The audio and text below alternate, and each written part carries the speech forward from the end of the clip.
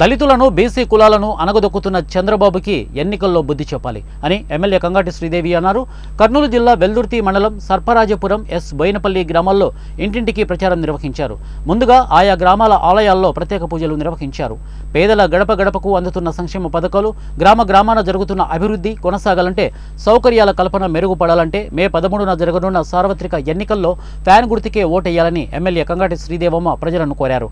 Fan గుర్తుకు ఓట్లు వేసి ఎమ్మెల్యేగా తనను ఎంపీగా బీవై రామయ్యను గెలిపించాలని కోరారు.